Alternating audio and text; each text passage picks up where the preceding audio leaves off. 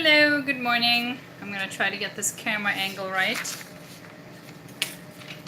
How is the light in here? I think that'll work. All right. Thank you for joining. I'm going to be talking about home birth and natural birth in general. I have some questions that people have shared. So if you think of a different question that you would like to see answered, you can also leave it in the chat there below. I apologize for the weird lighting. I am in the schoolroom. So before I get into the questions that I have here, I wanted to just talk a little bit in general terms. I already mentioned this in another video that even though I'm pro home birth and I'm pro natural birth, I'm not pro unassisted birth. And I think that nobody should be having an unassisted birth unless there just simply is no option like an emergency. For the same reason why people that are good swimmers should still not go swimming by themselves. You know, even adults are supposed to go swimming with somebody else there. You never know what emergency could happen. It's better to have a lifeguard and not need them than to need them and not have them. So for those reasons, I think that it is prudent to have a midwife-attended home birth or a midwife-attended hospital birth, or even a birth at the hospital. I'm just saying I'm not in favor of unassisted birth. And the fact that they usually turn out right still does not confirm that to me as a safe choice, any more than people going swimming by themselves turns out right all the time. But I would not want to do it without a lifeguard there. So, anyway, the other thing I wanted to mention is that having a home birth or natural birth versus having a cesarean, I don't want anybody to construe that it is somehow a more godly choice or a more righteous choice, or that you're somehow more virtuous for doing that. The reason why I choose to home birth and why I choose to go natural is because it is simply safer as far as outcomes are concerned.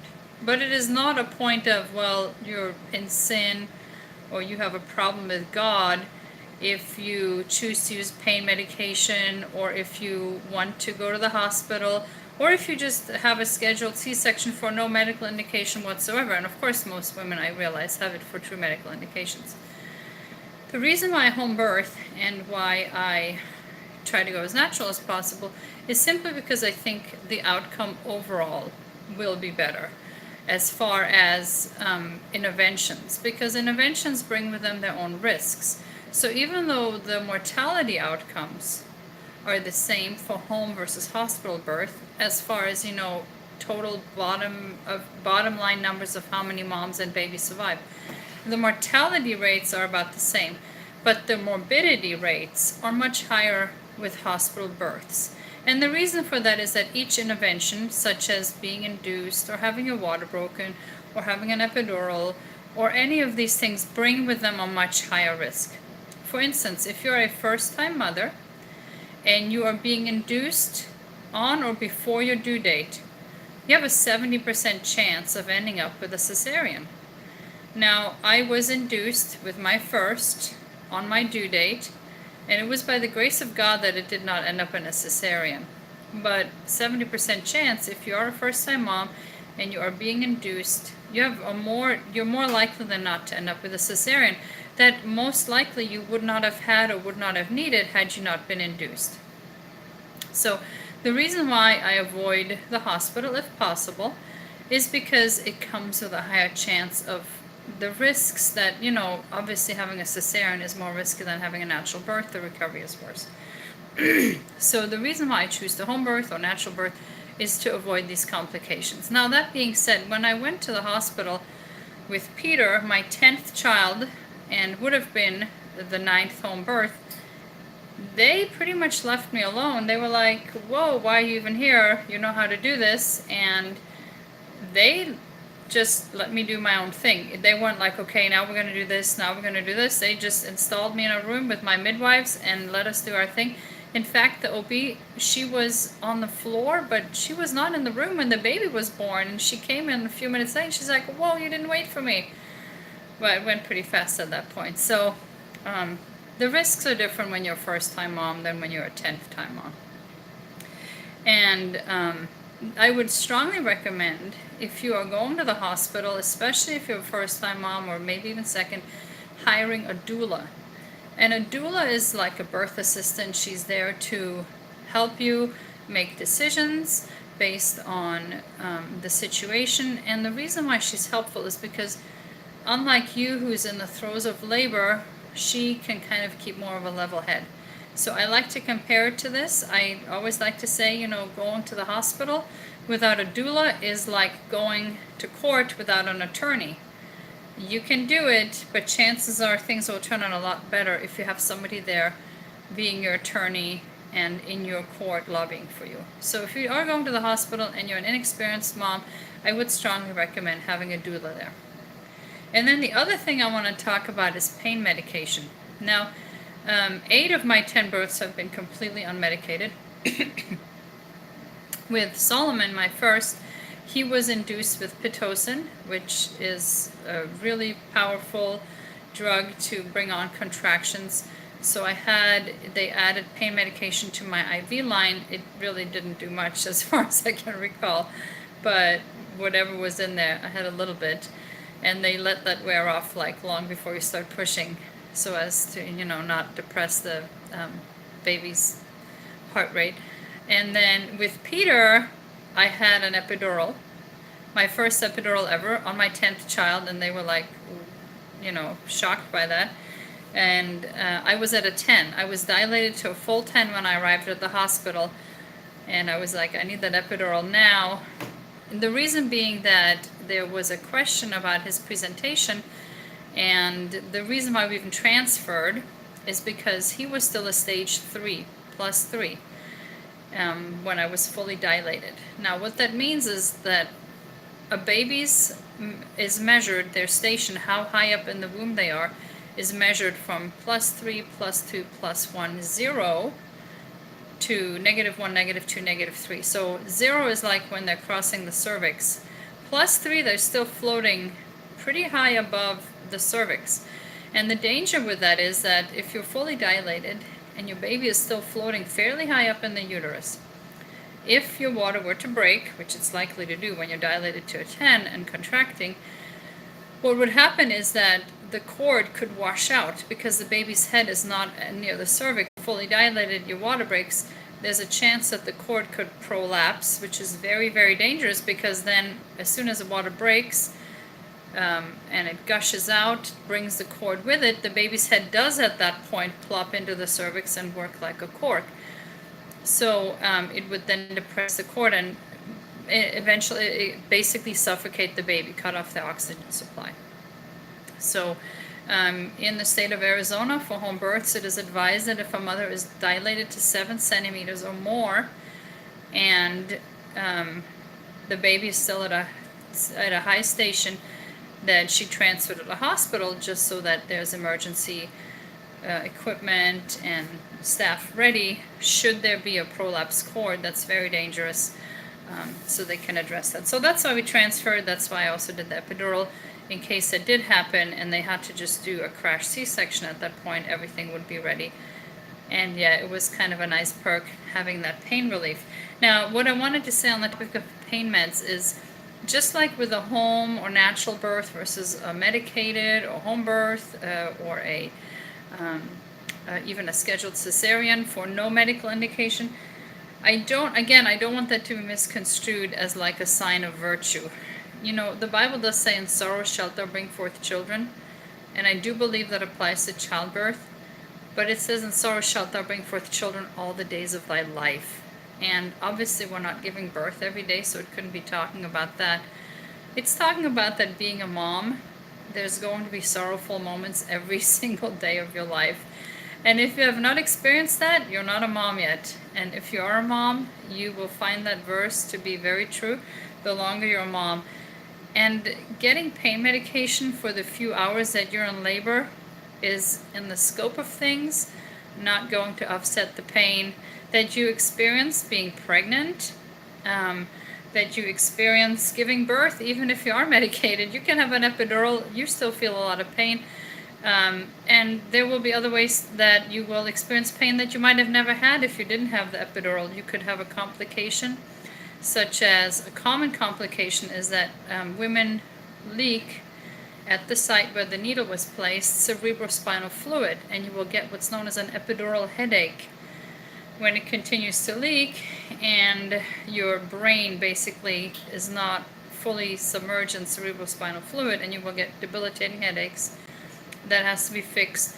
Or in my case with Peter, I pushed harder than maybe I would have, and I ruptured a vein on my perineum. Now, it might have ruptured with a home birth, I don't know, but it did rupture. I don't know if it had to do with the fact that I had an epidural. It was a very minor epidural. I could still feel every contraction. They let me walk around with it and stuff. So I definitely felt the pushing, so I don't know if that contributed, but that ruptured vein, let me tell you, that recovery was really, really painful. I had to go into the OB a week after giving birth, and they had to actually lance that open. There was a golf ball size amount of dried blood that had built up, and when they went to clean that out, it started gushing blood like crazy. They almost couldn't get it stopped. She kept trying to cauterize it, and it wasn't working. She later told me that she was going to try it one last time, and if that didn't succeed, they were going to call an ambulance to transfer me to the emergency room because it wasn't stopping. So even if you get an epidural or whatever pain medication you get, you're not getting out of the pain. So don't look down on moms who do it differently than you. If there's going to be pain involved every day of your life, and the 8 or 10 or 12 or 24 hours of labor are not going to make a difference there. Again, the reason why I choose to go unmedicated is because the overall outcomes are better. In the sum total, you will have less pain the more natural you go. At least that's what I think. And if you have a different opinion, you're more than entitled to that.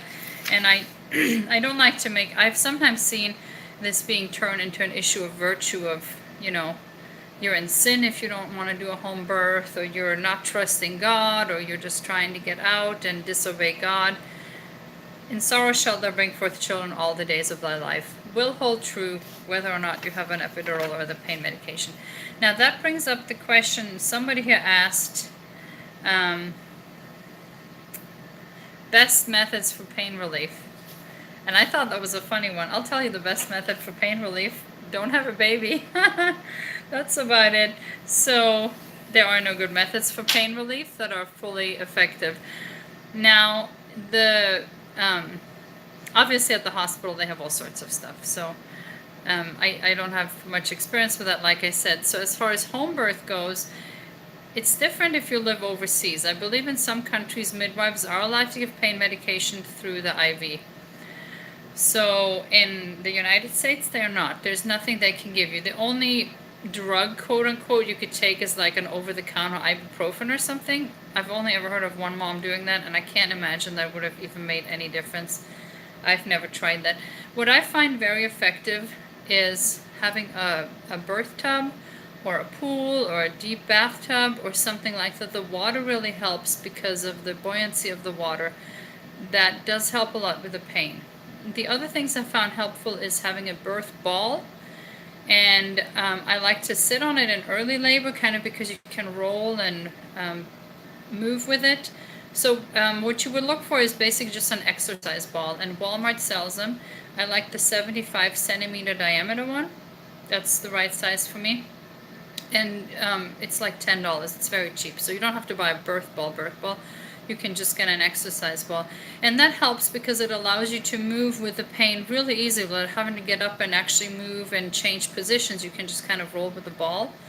And the other way that the ball helps is that sometimes I like to put it on the bed and actually like lean over it and hug it, if that makes sense. And then I can roll, kind of lay across the top of it and roll with it. And that's very helpful for the pain as well. And then just different things are it's going to look different for every mom. I typically like to have my husband put his hand and put counter pressure on my tailbone, but that's just me. Somebody else might have, it's something else that they find works for pain relief. So that just comes with experience. But I would say in general, The birth tub is very helpful, and the birth ball. Another thing that's similar to the birth ball that I've never tried but that is popular is a birth hammock, which is like a loop hammock, and you just hang your arms through, and again you kind of do the same thing. You kind of move with it, roll with it without actually having to walk around. And then the other thing you can do as far as homeopathics, there's a protocol, and you can look it up online, where you take ahead of time in your last month of pregnancy a combination of 5 homeopathic remedies, and I'll try to mention them in the comments below, so look for it down there. And you take those ahead of time. They are supposed to help shorten active labor and make it easier. Arnica 200C during labor helps with the pain, and also eating dates ahead of time, like dried dates, 2 per day for the last month, helps soften the cervix. The pain is coming from the cervix opening from the size of the head of a matchstick to 10 centimeters.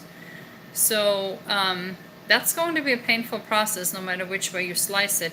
But basically anything that helps the cervix be more stretchy, more pliable, and dilate faster is going to help with the pain. That's where the pain is coming from, is the cervix stretching. Like I said, I mean, imagine if your mouth were the size of the opening were the size of the top of a matchstick, and then you have to stretch it to where it's then 10 centimeters across, a 10 centimeter diameter. That would be a painful process. So that's what's going on. And the other thing that helps with that is evening primrose oil. You can talk to your midwife or doctor about that. Taking that during the last month also helps prepare the cervix. But at the end of the day, it's going to hurt, like I said. And even if you get an epidural, it's going to hurt for other reasons. You might end up with an unnecessary cesarean. You might end up rupturing a vein. It's all sorts of things that can happen. It's going to hurt. If you don't want to hurt, goodness, you can't have a baby. Sadly, that's the curse. Then another person asked if I notice if labor is more painful the older I get. No, I have not noticed that. I've definitely not noticed it getting easier either. I think the common misconception is that the more kids you have, the easier it gets. They must just pop out by then. No, they don't. No, they don't.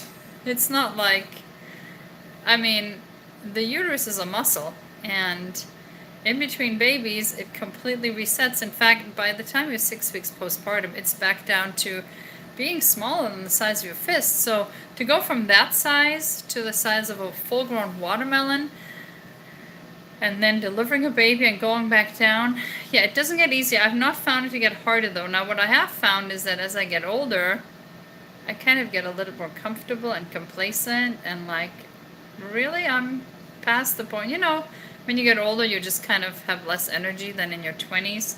So I don't think it gets more painful. It's just that maybe older moms, we get a little bit more, I don't want to say lazy, but maybe more queenly, and we just don't want to do that work anymore. But I have not found them to get more painful, so don't let that deter you. So I'm going to go through the rest of these questions right now, and if you have a different question, you can just shoot that.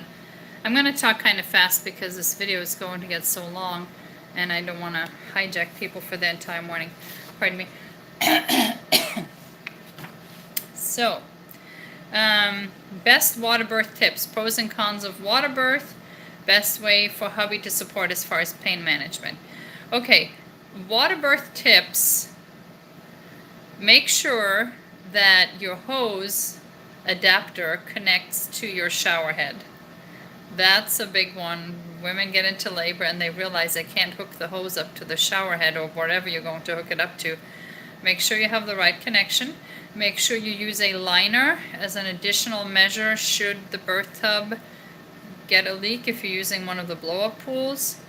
The big pro of water birth is the pain relief. It is very, very nice as far as pain relief, but it also helps with the baby. I know John was born into the water, and he was wrapped in his cord like crazy, like 3 times every which way. And it was a lot easier to spin him around and untangle him underwater. The midwife just did this quick maneuver and he was unraveled. Then had he been on dry ground, that would have been a lot harder. And So that's the pro of giving birth in water. There are some cons to giving birth in water. The baby could aspirate a little bit of water. They could pick up germs from the water. So talk to your midwife about what she's more comfortable with. My midwife is more comfortable with me getting out of the tub for the final stage of pushing, so I labor in the tub the whole time. She prefers for me to actually give birth on land, although I think that's in my case because I tend to hemorrhage, and she likes to monitor the blood, and that's a lot harder to do in the water. So that would be a con. And best way for hubby to support as far as pain management. Again, that's going to depend. Like I said, for my husband, he puts his hand on my tailbone. That works really well. I think just being there is a good support. And a good way to support is to just make sure that, this is going to sound weird, but you want to make sure, or he wants to make sure, that he is well groomed. The last thing a laboring mom wants to do is smell BO or bad breath or anything like that. We're like hypersensitive to that, even more in labor. So I think one way that the husband can support is by making sure that, he is not adding to the mom's discomfort by maybe smelling a little strong. So that's the water birth. Best position for giving birth. That again comes down to personal preference and what works for you, so I can't speak for everybody there. I typically like to labor in the tub on my knees, kind of like just kneeling on my knees but upright, and the handles of the birth tub really help with that. And then as far as giving birth for pushing, it depends. It just depends on, a lot of women like to push on hands and knees. I've never done that, never found that comfortable. I find the most comfortable position being semi-reclined, like propped up on my back, but on my back. Now, I know for a lot of ladies, pushing on their back doesn't work, but that's what I found the most comfortable. I think one time I've also pushed up on my knees, just, not on my hands and knees, just on my knees with one foot flat on the ground, and on the other leg I was on my knees, so that's also a comfortable position. But it also depends from birth to birth, depending on how the baby presents. My recommendation would be follow your instincts and follow what feels right and move with your body. That's why it helps to not be medicated, because it allows you to notice, well, this hurts, so I'm going to change, and then your body kind of forces you into a position that's best for that particular birth and that particular baby. And then there's another question about a birthing pool. How long do I wait to cut the cord until it stops pulsating, which can be as little as 60 seconds, but basically you want to wait for the cord to kind of go limp and stop pulsating, and then you know that the baby has all the blood. The blood in the cord is the baby's blood, so you don't want to deprive the baby of that blood, because then they're a lot more likely to become jaundiced. I keep slouching here. See what I told you about these old moms. And another question about having any of my other children present. I'm not a social butterfly when it comes to giving birth. In fact, I'm not a social butterfly at all, but even less in labor. Miriam has been at one of my births. She was there when Boaz was born. Or was it Chloe? Or was it both? I think she's been there for both. She wasn't there with Peter because we transferred to the hospital and we did not bring her. I think she wants to be there for this one. Sometimes I have the next youngest, so like that would be Peter right now. I have them with me during labor for part of it, just because otherwise they are like upset or distraught, so I just let them play in the tub with me early on in my labor. Again, that comes down to personal comfort, and it might change. You might think that you're okay with somebody being there or not okay with somebody being there, and then when you're actually in labor, you're okay with it. So they have been to a couple of them. Obviously not the boys, obviously not once they're older, except the girls, but that just comes down to personal preference. Excuse me. Any advice for first-time home birthers that I wish I had known my first time around? Were there any big surprises I hadn't prepared for? No, I really can't say there were. Um, it no, there have been no weird surprises or anything. And my advice for first-time home birthers, I just, make sure you have a good midwife and prepare ahead of time for your postpartum as much as you can by freezing meals. And I think not the birth that took me by surprise, more like first-time motherhood. It was a lot harder than I thought it would be. I have a sister who's 8 years younger than me, and then I have a brother who's 16 years younger than me. And I had, or at least I thought I had, helped a lot. My mom went back to school when he was a baby, so I would help out with him a lot. I loved playing with him and helping out with him when he was a baby. So when I was pregnant with Solomon, I was like, this is a walk in the park. I already know how to take care of a baby. This is going to be so easy. And I spent my pregnancy reading every single pregnancy book in the entire Sacramento Public Library system, which they have like 16 branches. I would get them all, on loan to my local branch, pick them up. I had read every single book in the entire public library system in Sacramento.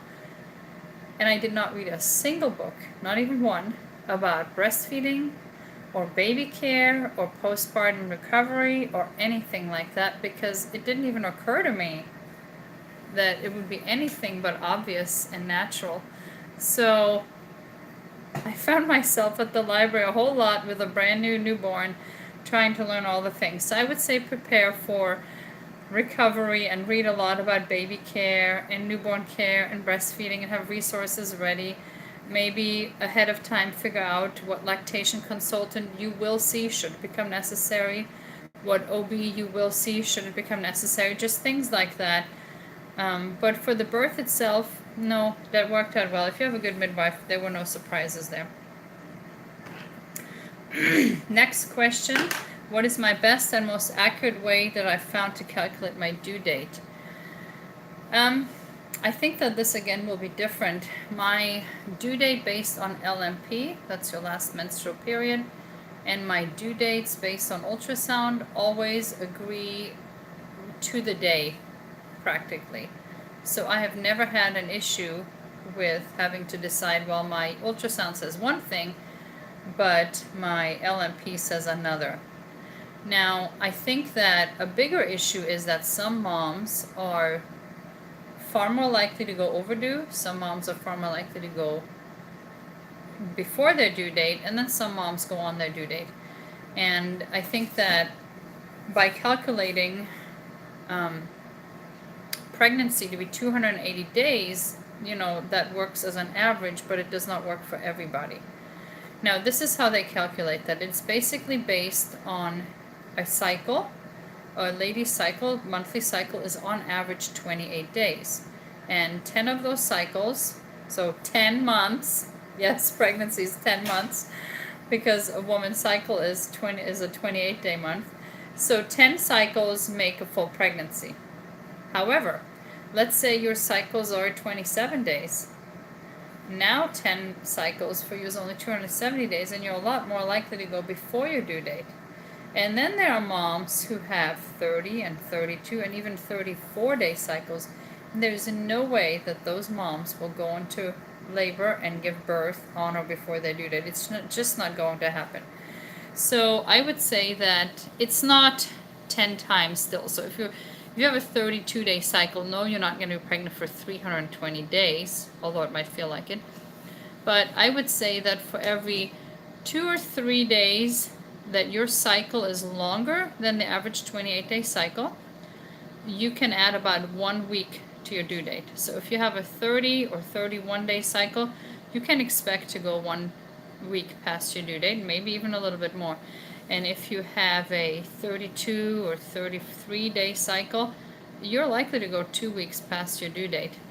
By that same token, if your cycles are 26 or 27 days, you're probably going to have the baby a week earlier than most people would have it. And that's just the way the human body works, and it's perfectly normal. So I would say that looking at your cycle will give you an approximate idea of how long. I have pretty regular 28-day cycles, And out of our 10 kids, 2 were born on their due date, 2 were born past their due date, and the other 6 were born before their due date, but none of them was born more than a week early, and that was Stephen.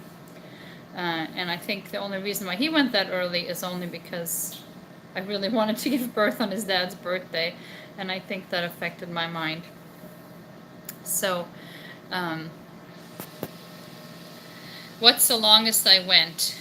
I just see that question here. Rebecca was 5 days overdue, and I was at that point taking some herbs to encourage labor because my midwife was living out of the country at that time, and she had flown in to do my birth, and she was leaving the next day, so I wanted to give birth with my midwife here. I would not usually recommend inducing unless there's a clear medical indication. I always like to say that's the first gift you give your child, is letting them choose their birthday. So if there is not a medical indication that says you need to induce, I would not induce. So the longest I've gone is 40 weeks and 5 days, but that might have been longer had it not been for the herbs. I will say that both times I went overdue, it was with a girl, so it seems that my girls bake a little bit longer than my boys, which again confirms to me that I think I'm pregnant with a girl this time, because my due date is tomorrow, and I don't think I'm going to have the baby today or tomorrow. So it looks like I'm in for an overdue baby. And yeah, at this point, every day feels like a week. Yeah, somebody asked, am I still pregnant? Oh, I'm still pregnant. I'm still very pregnant. You can see that. They're very pregnant. And I don't think I'm going to have the baby anytime soon. So, has my midwife ever delivered a baby naturally when the mother previously had 1 or more C-sections with the other children? Or has any women at our church experienced this? So that's known as a VBAC, a vaginal birth after cesarean. Yes, my midwife has attended those. I do believe that at this time, VBACs are not allowed for home birth. So a midwife in the state of Arizona is not allowed to attend a home birth if the mom has previously had a cesarean. I'm not saying that they don't do it, but it's not according to code, and I don't know if my midwife does them at this time. I know there are probably some midwives. Now, whether or not you're a good candidate for that will depend on your situation. If you had some natural births and then you had a cesarean for medical indication, you're a good candidate for going back to having natural births. If your first child was born by a cesarean, you will be more hard-pressed to find a doctor that will agree to do a VBAC because that you have what they call an unproven pelvis. So they don't know, you have no track record of being able to give birth naturally. So you're going to have a harder time finding. But even so, I have known of moms. There's a mom here in Phoenix who had 6 babies in 5 births because it was a set of twins. She had 6 babies by cesarean. So 5 cesareans, had never had a natural delivery. Was able to find a midwife and do home birth VBAC. Now, I'm not even saying that that's the best scenario. If I were to do a VBAC, especially if there had been more than 1 cesarean, I do think the hospital might be a safer place. But if you cannot find a doctor who will do a VBAC, sadly women are just, at that point, they're kind of between a rock and a hard place. Are they going to go for a natural birth at home? Or are they going to sign up for a repeat cesarean, which has a high risk of complications the more you've had?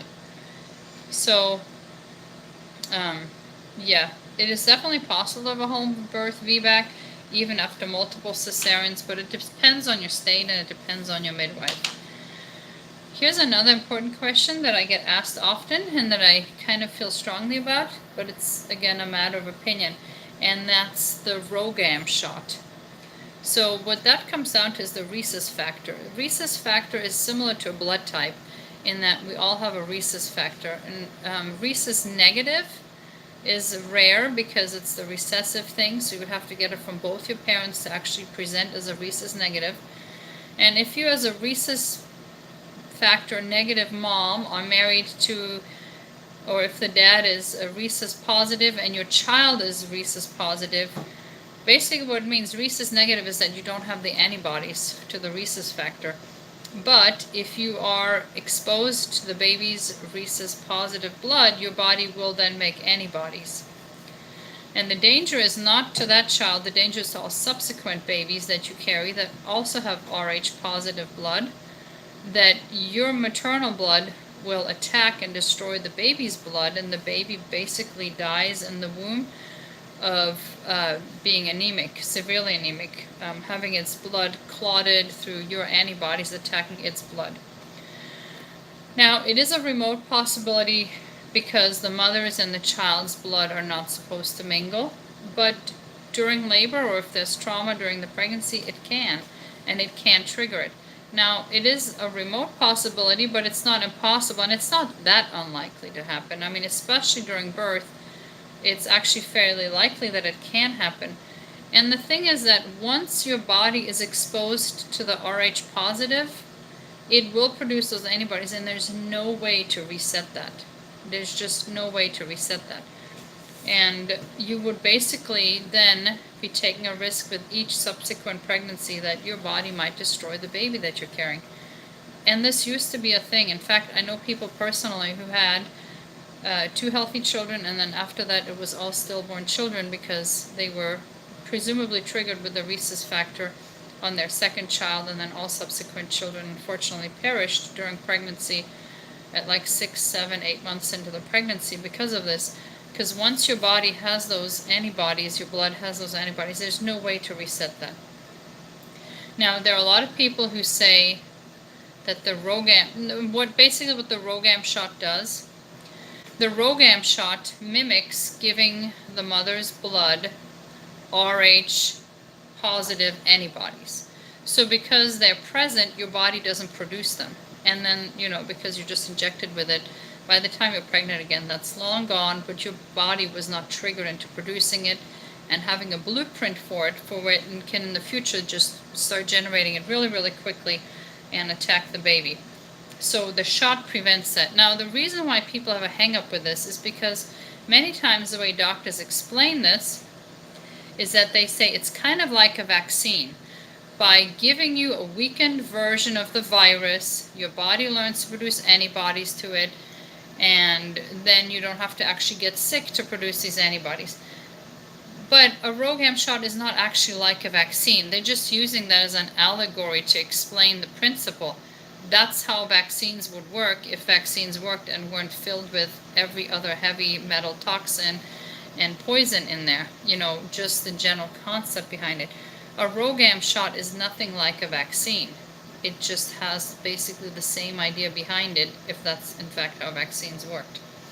So I am very much in favor of getting a Rhogam shot. I do not think that the risks from it, there are some risks to the Rhogam shot because obviously it contains preservatives. As far as I know, it does not contain any heavy metals, it's just the preservatives. I would very much strongly urge any Rh negative mother who is married to an Rh positive man to get the Rhogam shot, simply because you cannot undo the damage once it's been caused. So now if you're Rh negative and your husband is Rh negative, it's not an issue because it is impossible for you to have an Rh positive baby. So this is only if mom is Rh negative and your husband is rhesus factor positive that this is even an issue. I've seen it compared to vaccines. It's not like a vaccine. It does not have the same risks, and I would be very much in favor of doing it. And this is not a thing of, well, I'm just going to trust God with it. I always, the horse is prepared against the day of battle, but safety is of the Lord. But you do have to prepare. It's like I don't just throw my kids in the back of the van and be like, well, I don't have to buckle them, God will keep them safe. Or I don't just throw them out in the pool without supervision and a life jacket and God will protect them. Obviously, we have to do our duty, and I do believe that as a mom, if you have the means to prevent that, not for that child, but for future pregnancies, I believe it is critical. I am going to take a super quick break and set the phone down because I have a quadruple batch of birthday cakes baking in the oven, and I think they need to be pulled out. So I'm going to be back in 60 seconds. I'm just going to set the phone down and keep the live stream running. So give me a second. or 60.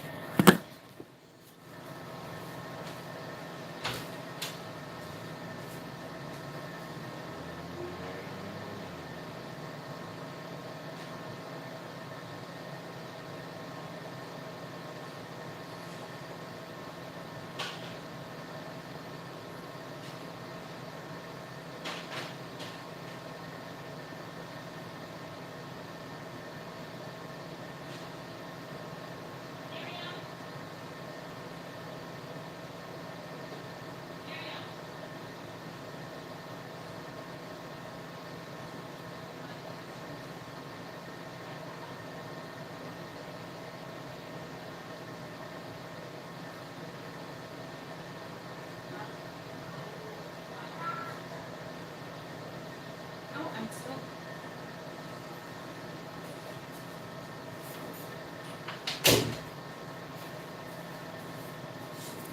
Oh, big boy. All right, I'm back, and I brought someone. Say hi, Petey. There, Peter. Peter. All right. So, quadruple batch of birthday cake in the oven because Solomon is turning 18 in 2 weeks, and I don't think I'm going to be up to making cake, or maybe I will be. So we're going to have cake early, plus maybe baby will come if we have birthday cake waiting. So I made a quadruple batch. We need a double batch for our family, and then maybe the midwives will want some too. And yeah. So here's little Petey. Petey has been extra clingy to his mommy. Oh. Yeah. Feeding me crackers here. And yeah, he knows that he's not going to be the youngest for much longer, so he's super clingy. And here's Chloe too now. Hey! Yep. Anyway, I'm going to go look through the screen now. If there were any more questions, post it. I got new school books. You got new school books, yeah. I got new school books. Chloe is thrilled with her new school books, is what she's saying. There she is. I cut her bangs and they look awful, so just ignore the bangs. Yeah, I don't know how to do bangs. All right. Let me look through the comments. New school books. I got new school books. I want to see my new school books. New cool books, yes. No, we're not going to see them right now. Okay, so let me look through here. Home birth, all 5 of mine. Home birth, firstborn. Oh, that's so sweet, Mommy at heart. When a woman a few months into her pregnancy, what do appointments or home visits look like with midwives? I would say, again, that depends on the midwife, but typically we can expect the appointment to last 30 minutes to an hour. They just do a lot more thorough of an intake. Talk to you about maybe your nutrition, what's going on in your personal life, things like that. The big thing with midwifery care is that because they're limited in the scope of how they can treat problems. All right, 1 second. Shh, Chloe, it's really hard to hear when you're loud. Because they're limited in the scope of how they can fix problems, they will want to prevent problems. So they will talk to you about nutrition and other things like that, just a healthy lifestyle. Would I ever let my girls witness a birth? I mentioned that already. Yes, the epidurals affect the baby's heart rate. That's one of the major complications from it. Is my husband doing any more live Q&As? I'm sure he is, but not at this time because we're waiting for his wife to give birth.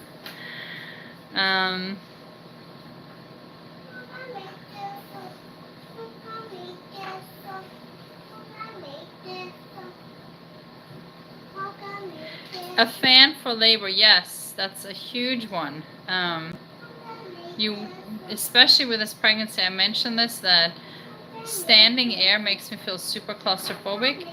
If you add to that the humidity from having a birth pool and keeping the room warm so you don't get cold, yeah, having a fan, even if it's just a handheld fan in your face, helps if you tend to get claustrophobic during labor or if you tend to get overwhelmed by heat and mugginess. Wow, Jenny Schaefer, that is really awful about the sepsis and the coma.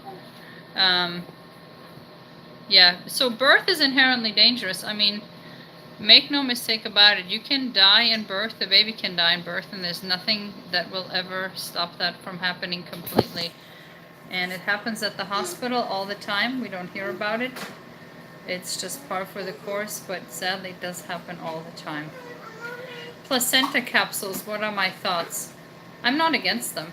I personally don't use them. I've tried it and I felt like it was giving me a headache, maybe a hormonal headache, I don't know. I've not found them to be helpful, but I know a lot of moms find them very helpful, and I don't think there's anything wrong about it. It is not cannibalism, because cannibalism would be eating another human. This is yourself, and yeah, I don't think you have to do it. I don't find it helpful myself, but there's nothing wrong with it. Cord prolapse. Okay, Petey, come to mama. Come. You're in there, yeah. Can Petey get in too? Yeah. I think I'm gonna have to change locations here because the kids are getting a little rowdy.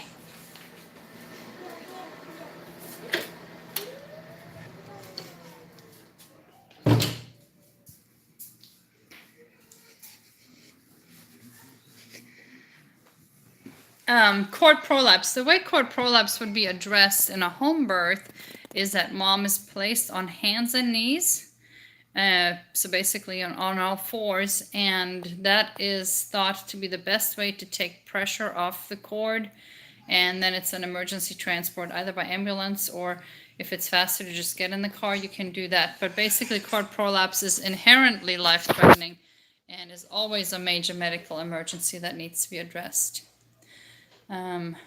Let's see what else there is.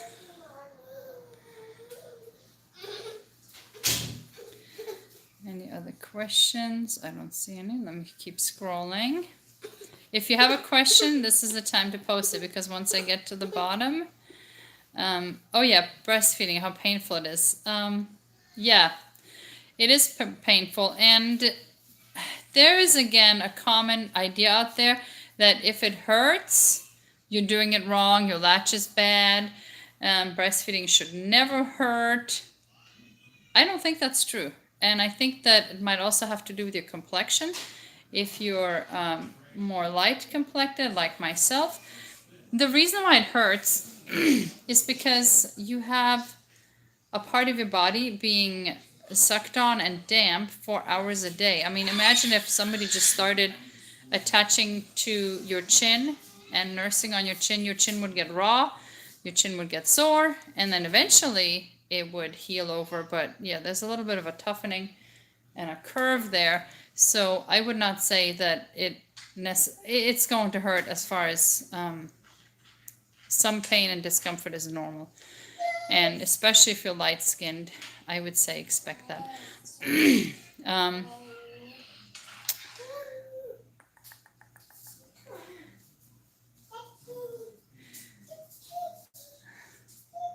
Okay, is there a way you know your labor started? I have false contractions for almost 2 weeks. Now at 41, still nothing happened.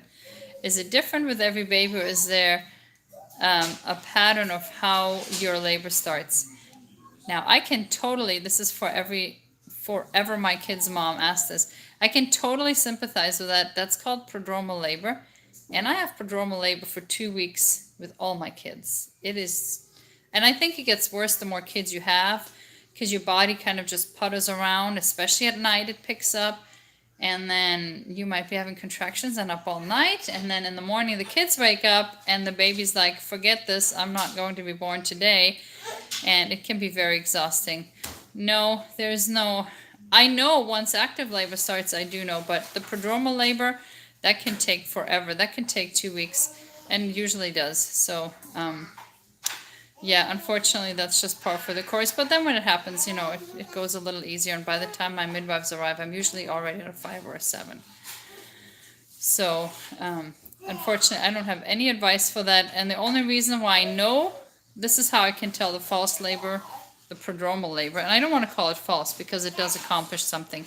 But the way that I can tell the difference is that if I have contractions in the evening and I go to bed, especially if I take a bath, which is hydrating, and then go to bed, and I wake up during the night with more intense contractions, that's usually the real deal. If it's prodromal labor, you take a bath, you go to bed, it will typically stop, and then pick up again the next evening. And then one thing I found really helpful with this pregnancy, because the contractions would sometimes keep me up at night, and if you do that for 2 weeks in a row, you'll be so exhausted. So what I found with this pregnancy, I keep in my bed a homeopathic supplement from Boiron, and it's called Quietude. And if I wake up at night and the contractions are keeping me up, but it's clear that it's not real contractions, I just take 2 of the Quietude tablets, and it's just a homeopathic sleep aid, and I sleep really well in spite of having these prodromal contractions. Yeah, home birth in Indiana is not legal. I gave birth to John in Indiana. We had to get a midwife from Illinois to go across the border illegally, but you know, you can usually find somebody who will do it. Sorry, my finger's on the screen. Do I know if there's twins or triplets before birth? Yes. I do an early ultrasound just to make sure, because I already had a set of twins. So I typically do one right around 12 weeks. That way it's early on, but not, I don't really like first trimester ultrasounds, so I try to do it around 12 weeks to get the best of both worlds, where it's early but not first trimester quite. But even so, a midwife would be able to tell. With Boaz, it was my midwife who diagnosed twins and told me to go get an ultrasound to confirm, simply because they will pick up 2 different heartbeats in addition to the mom's heartbeat. So not figuring out that it's twins would be extremely unlikely. What are my thoughts on placenta capsules? I answered that. What does my postpartum recovery look like? Do I rest in bed for a few days? I would like to, but with 10 kids, that's difficult. So what I'm trying to do this time is rest on the sofa. Turn my sofa into a bed. That way I can be in the living room in the main part of the house. One moment. Miriam, I need her to go to the office with that, please. Chloe, do it in the office with Becca. Yep. Can you take that? She is all crazy about her school books, so it's all we can do to keep her out of the school books until we start. We just finished schoolwork for the week, or for right now, and then we're not resuming again until the baby's about 6 weeks old. So yeah, twins would be diagnosed long before. My thoughts on the lady, Christian mom, has 8 children, takes great care. I went to home to watch the process. I'm not sure. I didn't see that question. Are there any schools for midwives? There's different ways to learn midwifery. There are midwifery schools. You can also learn kind of as an apprentice model, where you work with a midwife. There's different ways of learning. Let's see here. Do I ever let my kids watch cartoons, read comics, play video games? Yeah, especially in labor, I wouldn't. I don't think they've ever watched cartoons. They do read some comics. Very limited video games. I think they're game stations that they have. They only have the handheld ones, and they've been locked up in the gun safe for several months now. I only bring them out rarely, so... How does my... Oh, these questions. Can you take magnesium close to labor? Will it help? I take magnesium every 2 to 3 days at least. So I think you can take it close to labor. And if anything, it would help with the relaxation. Let's see if any other questions. Okay, Mrs. McMurtry, do you let your kids watch cartoons? Are you going to answer the question or what? This is important. Anyway. I think I've gone through all the questions. I don't see anything else, and the video is already very long. So thank you for joining. If you think of a question later, you can leave it in the comments, and I will try to answer it. Do I take iron supplements? Yes, I do. And the only iron supplement I use and that I recommend is the Floradix brand liquid iron. It's a German brand, Floradix. It's a liquid iron supplement, and it's made all from plant extracts. It's super effective, and it will not give you constipation. It's very absorbable, so I strongly recommend that both during pregnancy, if your iron levels ever get low, as well as after birth, if you lose a lot of blood. It really helps with breastfeeding, because blood loss and breastfeeding do not go well together. Do I take vitamins after birth? No, I do not take. I've not taken prenatal vitamins in about 3 years, since I suspect that I have MTHFR, and the fake B vitamins affect me negatively.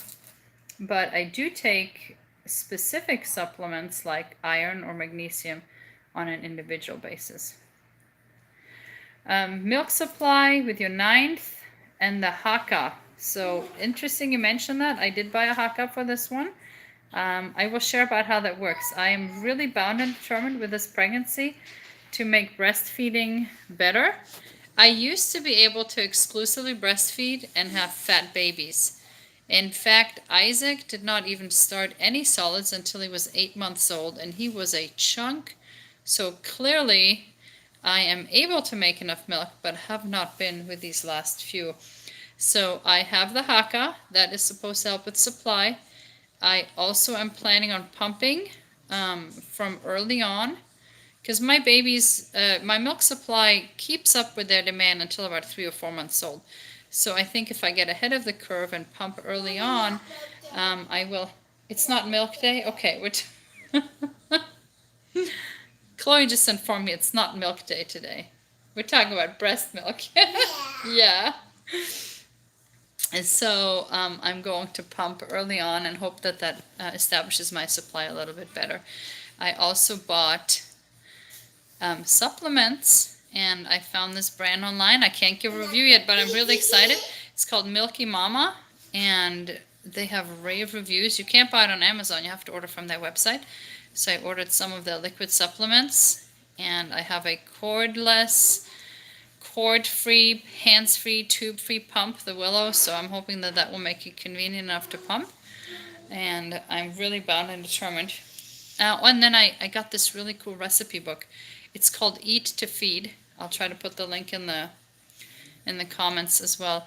And it's just recipes for breastfeeding, and I've already tried a lot of them. They're very good, and hopefully they help with breastfeeding too, but the recipes are very tasty. And then that was the last question. Oh, Mrs. McMurtry has tried the haka, so I'm excited to see how that one works. Yep, and liquid iron tastes disgusting. Have a chaser ready. And yeah, it tastes like drinking blood, but it works. Yeah, Joseph, yeah, Mrs. McMurtry's kids, I've met them. They are just terribly repressed kids. They are just, yeah, they just pretty much sit in a corner and suck their thumb all day. It's very sad. It's, you know, just your typical repressed homeschool kid. I think you need to go take a hike and get off this thread for moms. How do I block this Joseph guy? Well, let me find that out right now. There. I can put him in timeout. We're just going to do that. And then we're going to remove him altogether. There. There. All right. Well, Joseph has now been repressed the way those poor McMurtry kids are repressed. Anyway, I will do a video sharing about how the breastfeeding supplements work. I'm very excited to try them. I am hopeful that it will work. And yeah. All right, it's been an hour. Thank you so much for joining me. And like I said, if you have any other questions, please leave them in the comments below. And hopefully next time you hear from me, it will be with a little baby to announce. But yeah, I'm not holding my breath at this point. Thank you for joining, and you have a wonderful weekend. God bless you.